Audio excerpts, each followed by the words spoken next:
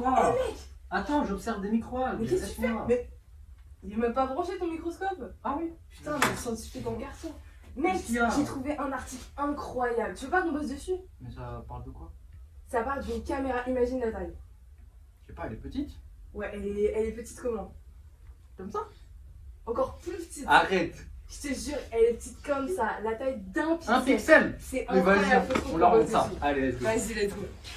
Salut à tous les petits scientifiques. Aujourd'hui on se retrouve pour le 15e épisode de notre vulgarisation d'articles scientifiques. Exactement, et aujourd'hui Nathan, comme on l'a dit, on va parler d'une caméra super petite de la taille d'un Un pixel. pixel. Et là, on vient de lire l'article. Je t'avoue que quand tu m'as envoyé l'article, moi j'étais... Je comprenais pas tout. Bah ouais. On va essayer de vous le vulgariser. Donc bon, en gros, ce qu'on en a compris, c'est que on va surtout s'intéresser à un capteur, et c'est ce capteur-là qui va faire un pixel. Et ce capteur, il va permettre de faire de l'imagerie 3D. Mais qu'est-ce que c'est de l'imagerie 3D, Roman? Alors l'imagerie 3D, mon cher Nathan, c'est en fait la modélisation numérique d'une scène qui se passe devant moi. Par exemple, toi, tu vois, hop, je peux te modéliser informatiquement parlant, en 3D. C'est gentil, merci. Mais je t'en prie. D'accord, mais alors si je comprends bien, ça permet de voir des courbes, les représenter en tout cas. Ouais, exactement, les représenter sur une image sur un ordinateur. C'est-à-dire que moi j'ai des courbes. C'est ça le côté volumineux, ouais. Let's go. Let's go. Bon, je vous avoue qu'on est un peu des flemmards pour l'expérience de l'article. On n'a pas tout compris. Exactement. Du coup, on va appeler notre professionnel, donc François, hein, François Yvetot. très fort en ingénierie, et il va nous Exactement. expliquer l'expérience de l'article. Ok, C'est je parti. l'appelle. Ouais. Allô, ouais, je te dérange? Brecher. Us. Oh, qui m'appelle pendant ma séance? Nathan, comme par hasard. Ouais, Nathan. Ah bah, je suis en train de faire les biceps là. Et ouais, les mecs, désolé. Ah ouais mec, désolé, on voulait te demander un petit truc avec Nathan. Est-ce que tu serais chaud de nous aider pour un article scientifique? Parce que là, on a des petits problèmes à comprendre l'expérience, on a vraiment besoin de toi. Je te cache pas, ça m'arrange pas là tout de suite. Bon, vous êtes gentil. Je remettrai ma séance à la prochaine fois. J'arrive. Vous me voyez? Vous m'entendez? Bon, Nathan et Roman, ce que vous appelez capteur d'un pixel depuis tout à l'heure, c'est une photodiode.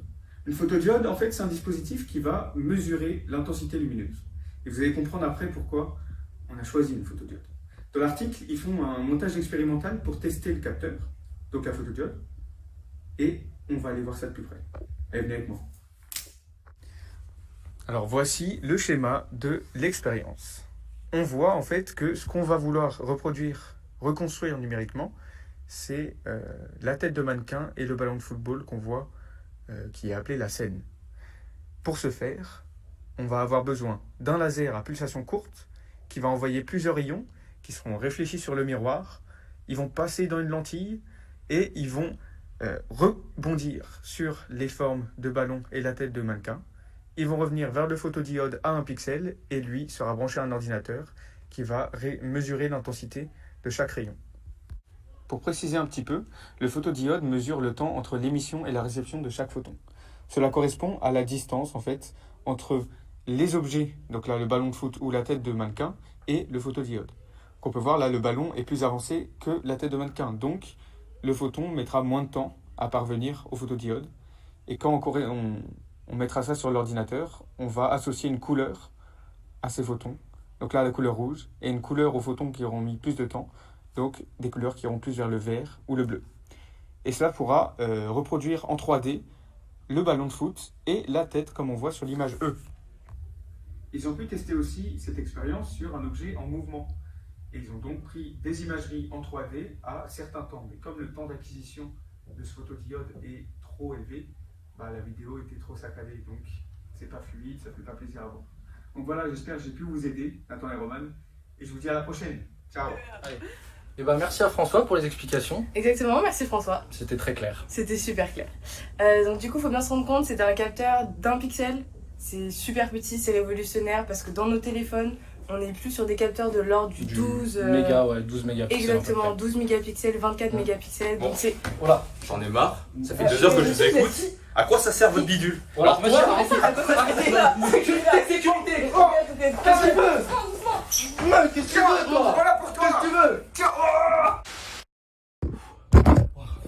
Elle a rien la caméra? Mais c'était qui ce mec Je sais pas, il s'est passé une dinguerie là. Ok, désolé. Oula. Ok, c'est bon, on est reparti. Excusez-nous pour cette petite interruption.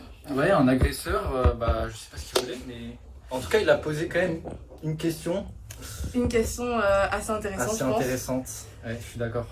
Il faut essayer d'y répondre quand même. Bah oui. À quoi ça sert ce bidule? Parce qu'on est là, oui, une caméra super petite, etc. Mais bon, Quelles sont les applications finalement? quelles sont les applications? Donc, première application, les véhicules autonomes. Donc dans la reconnaissance d'objets, etc. Bah, ce type de caméra pourrait servir. On a aussi l'infrarouge, parce qu'en fait, ce qui est super intéressant avec cette caméra, c'est qu'elle permettrait d'obtenir des images 3D au-delà du spectre du visible, et spécifiquement dans l'infrarouge. Il y a quand même un inconvénient qu'on a pu relever sur cette caméra et sur la technique utilisée dans l'article, c'est que le temps d'acquisition des données avec cette caméra est prolongé. Voilà, Donc, entre chaque photo en fait, il y a un temps Il y a un assez, temps assez long. conséquent, donc ce sera pas aussi fluide que vos vidéos que vous pouvez voir sur YouTube ou Voilà, quoi que ce soit. exactement. Donc c'est un stade encore de développement, comme vous pouvez comprendre, et on vous donnera au fur et à mesure des nouvelles sur ce projet Tout à fait. au fil du temps. Voilà. Et on arrive malheureusement à la fin de cette vidéo, Et du oui, déjà. 15e épisode de vulgarisation d'articles scientifiques. Donc j'espère que vous avez kiffé. Si c'est le cas, n'hésitez pas à liker, commenter, partager. Et dites-nous pour le prochain épisode quel article vous voulez Qu'est-ce que vous voulez qu'on qu'on aborde? analyse. Voilà, tout à fait. Et j'espère que vous avez... Ciao.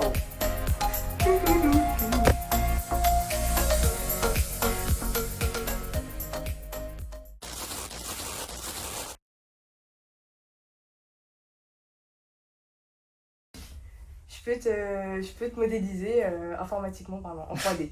C'est gentil, merci. Mais je t'en prie. Elif, Ok. Ah putain, mais fallait pas. modélisation numérique d'une scène qui se passe devant moi. Ok? Donc ça permet de faire...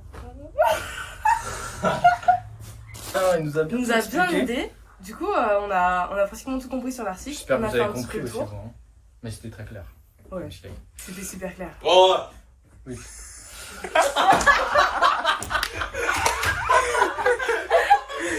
mon gars. Faut bien se rendre compte, du coup, un pixel, c'est vraiment révolutionnaire. C'est C'est rien. super petit parce que si vous voulez un petit ordre de grandeur, nos téléphones, ils sont plutôt de l'ordre de... C'est trop. Non. Ok. Parce qu'il faut se rendre compte, notre téléphone, le capteur de notre téléphone, il est à peu près à 12 mégas, on a à peu près 12 mégapixels. Donc c'est Une vraiment... révolution. Exactement, super petit comparé... Bon, Oui. à quoi ça sert votre bidule? T'es qui, toi? Bonjour monsieur. Bah non. Et vous faites Déjà, quoi j'aime pas votre vidéo, sont nuls. Alors, à quoi ça sert votre Oula, bidule? oula, ok, Monsieur, ok, calmez-vous. ok. Calmez-vous, qu'est-ce que vous voulez? Non. Waouh. Sécurité, Non. s'il vous plaît. Oh, rigolez. Cassez-vous, monsieur. Pixels. Donc c'est vraiment super Une puissant. révolution, ouais. Exactement, c'est vraiment une révolution. Oh. Wow. Ça sert quoi votre Excuse-moi, bidule? mais vous êtes qui? Bonjour, Déjà, monsieur. j'aime pas votre vidéo, d'accord? Alors, arrête de me toucher. Waouh. Ah, C'est de toi, me toucher. monsieur, c'est vous qui me calmez-vous, mais calmez-vous.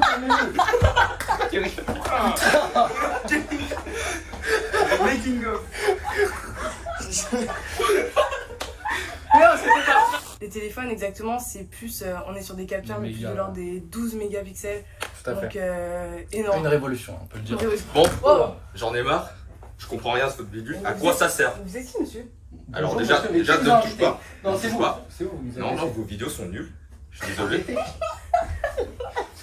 Oh man. Oh pitié, rigole, j'ai eu une claque. J'ai eu une claque. Pourquoi tu rigoles? Je rigole. Comme ça, ce sera plus naturel. Méga, ouais. 12 Ouais, mégapixels. 12 mégapixels, donc c'est vraiment incroyable. C'est wow! Bon, Monsieur, vous êtes qui? ah. Putain, c'est bien. Il a fait qui?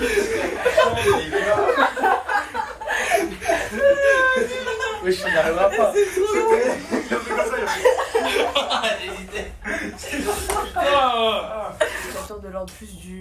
12 mégapixels. Méga, ouais. Voilà, donc c'est. C'est ça. Oh là. Wow. Je comprends rien. Excusez-moi, monsieur, vous êtes qui? Qui vous a invité? Vous êtes qui là? Vous faites quoi ici? Non, Deux phrases à dire, c'est enculé. mais parce que j'ai bégayé et du coup j'ai.